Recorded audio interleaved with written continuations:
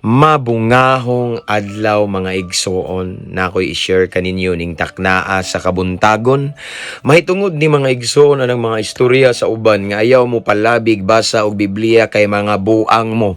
Usbo nako mga igsoon ningon ng ubang mga tao nga ayaw mo sigig basag Bible, ayaw mo kumpiyansa ng Bible kay ang Bible makabuang.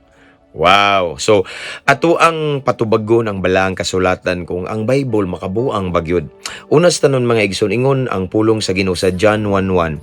In the beginning was the Word, and the Word was with God, and the Word was God. Nay last line, and the Word was God. Ang pulong mismo, ang Bible mismo, si Lord na, no? Ang Diyos pulong. Unya, makabuang dahinon ang Ginoo. It means that the more we meditate the Word of God, the more ta magbasa og Biblia, the more si Lord makigistorya sa atoa kay siya man eh. Amen? Nya makabuang dahil siya? I don't think so. Ako igsoon nga nagigistorya nyo karon. Usasad ko nga adik kayo aning Biblia. Sa una ako ning gibalik-balik ang uban gihambugan ako pero ako ning balik-balikon isip living testimony nga ang Ginoo milagroso ug ang Bible ang pulong sa Ginoo milagroso. Sa una igsoon grabe ko kaadik og shabu kabalo na mo ana. Ug bisan nga mong silingan diri ang uban di mo to pero ari ako diri tagaan ta mog address. I-PM ko aron makaila mo kung unsa ko kaadik sa una sa illegal nga droga. Pero karon igsoon grasya sa Ginoo na adik nako sa pulong sa Ginoo. Ang sa una nga sigig deliver og illegal nga droga. Sa una mo deliver kog shabu, karon akong i-deliver pulong na sa Ginoo. Nya nabuang day ko wala man. Ang Bible makabuutan hinuon kay mao ni siya ang mugiya nato mutudlo og unsay atong buhaton aron iningit-ngit nga kalibutan magsilbi ni siyang hayag nga mudan-ag sa atong agianan para dili ta mahisalaag ug dili ta maadtos kalaglagan. Unya igsoon, diapoy giingon diri mga igsoon sa Joshua 1:8.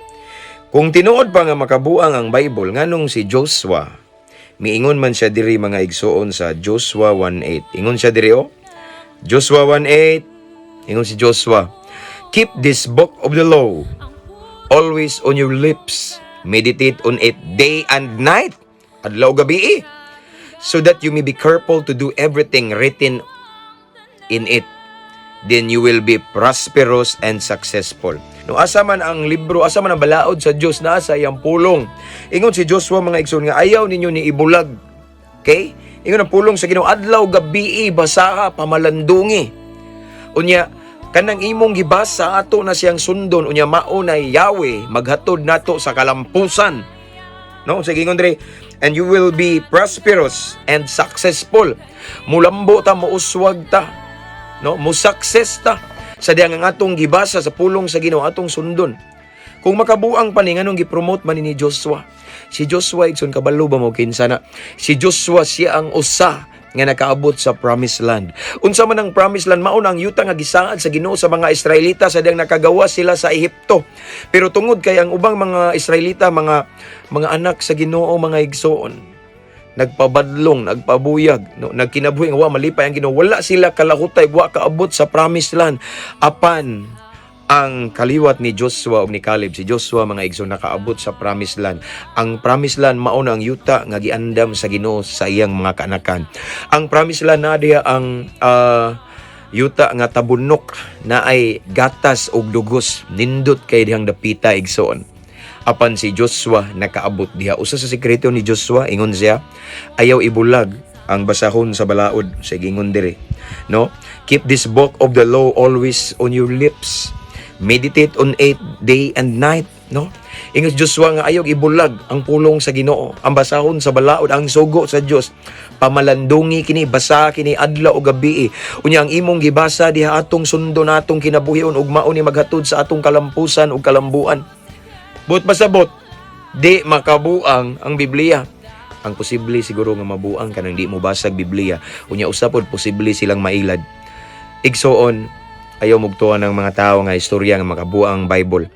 Nahadlok lang siguro ang yawa nga dasigon ta nga mubasa sa Bible kay nganuman ang yawa mahadlok kay basin makabalutas kamatuoran ug mabuka ang atong mata nga dugay ra dayang gibutaan sa demonyo. The Bible igsoon is our daily bread.